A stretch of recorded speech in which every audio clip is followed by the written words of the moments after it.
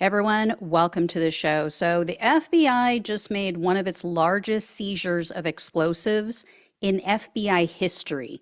That is according to the FBI. So, the man who they arrested and who allegedly made these explosives was using President Joe Biden's photo for target practice. And he told a neighbor that he believes political assassinations should be brought back. So here's the deal. Here's what we know. The FBI just announced that in December, they arrested 36-year-old Virginia resident Brad Spafford.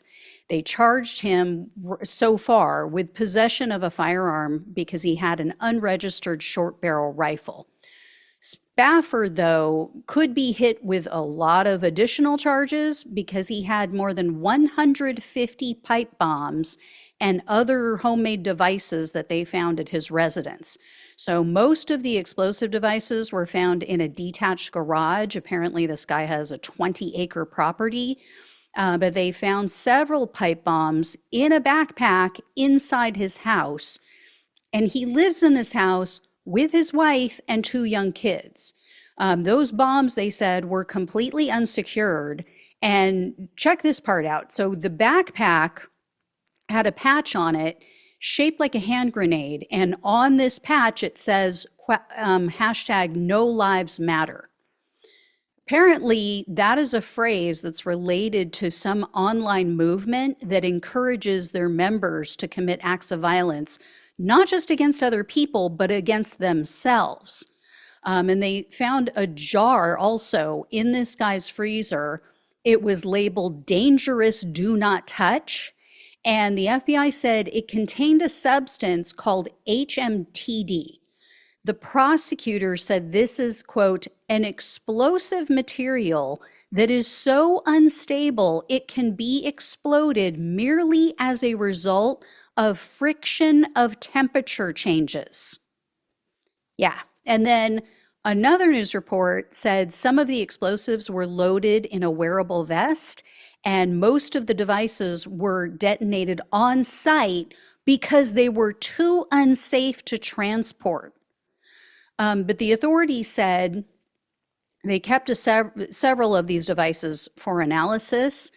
So I would not be surprised to see some child endangerment charges coming as well. And in addition to the explosives, the FBI found a notebook. So this notebook has his employer's logo on it. And inside the notebook, there are quote unquote recipes for explosive materials and devices, including grenades and a list of materials that could be used to make these devices. So here's how this all came about, how this guy came under scrutiny to begin with. So evidently, the FBI began investigating Spafford back in 2023 because there was an informant who told the authorities, I guess this person used to work in law enforcement, this person told the authorities that Spafford was stockpiling weapons and ammunition. So the informant is a neighbor, and he claims that Spafford told him that he and his friends, meaning Spafford and his friends, were, quote, preparing for something that he would not be able to do alone. And then the neighbor also said that after Trump's attempted assassination, Spafford told the neighbor that he, quote, hoped the shooter doesn't miss Kamala. And Spafford also allegedly told the neighbor that he believed, quote, missing children in the news had been taken by the federal government to be trained as school shooters. I mean, how would that work, right? Like the government takes them, they become school shooters, and then their parents never noticed? I mean, wow. And then apparently there's an audio recording. This was surreptitiously recorded by his neighbor. So he went over, he's talking with Spafford, and Spafford starts talking about how he wants to build a 360-degree turret on his property, and he was going to mount a 50 caliber rifle on that turret. The FBI also said Spafford apparently only has two fingers on his right hand because back in 2021, he injured himself while he was working on these bombs. Yeah. Mm-hmm. It wasn't me. It was the two-fingered man. I don't mean to make a joke about this, but seriously, I mean this story gets worse as you're going to hear. Unbelievably, the magistrate judge allowed this guy to be released into the custody of his mother. So he is under house arrest, but he's out. So unless and until the government files additional charges, he is now a free man. And Spafford's defense attorney says, oh no, this is all a misunderstanding. He's not dangerous. The attorney said, quote, there is not a shred of evidence in the record that Spafford ever threatened anyone, and the contention that someone might be in danger because of their political views and comments is nonsensical. I wonder if this attorney would feel the same way if it was their photo being used for target practice, right? And if the shooter had an arsenal of explosives while doing that. And I have so many other questions on this. I mean, like, what the hell was his wife thinking? She told the FBI that her husband had guns, but she claimed, oh no, they were all legally registered.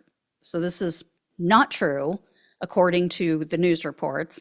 And then she denied having any knowledge of him possessing explosive devices. I mean, let's say this is real, right? And she, just because it's such a huge property and she didn't know and she wasn't watching him all the time and, she just didn't. Did she not notice that 3 of his fingers were missing? Like, where was she when he blew them off? Like I said, I have so many questions, like who drove him to the hospital when he blew his fingers off? I'm sorry. I'm not buying it, lady. Just not buying it. Just something doesn't add up here. So, and you go into the freezer and there's a jar in there of something that says danger, do not touch. You don't question that. So if all of this is true, I hope she gets charged as well, because she definitely, again, if this is all true, she put her children in danger as well. So we'll see what happens. I will keep an eye on this, but yeah, just extremism all around in this country. And again, where do they come up with these things? They're taking kids and training them to be school shooters. Nobody noticed? Like the school didn't notice that, hey, this kid, disappeared and now they're here as a school shooter. Maybe I should mention that to the journalists that are coming to report on this school shooting. They make no sense. These people make no sense. But yet his attorney is like, oh, there's no history of mental illness. Okay. I don't know what you call this. But anyway, I'll keep you posted. Thank you all so much for watching and listening. Please like, please share, and subscribe. Please donate if you possibly can. Love you all. Take care. Talk with you soon.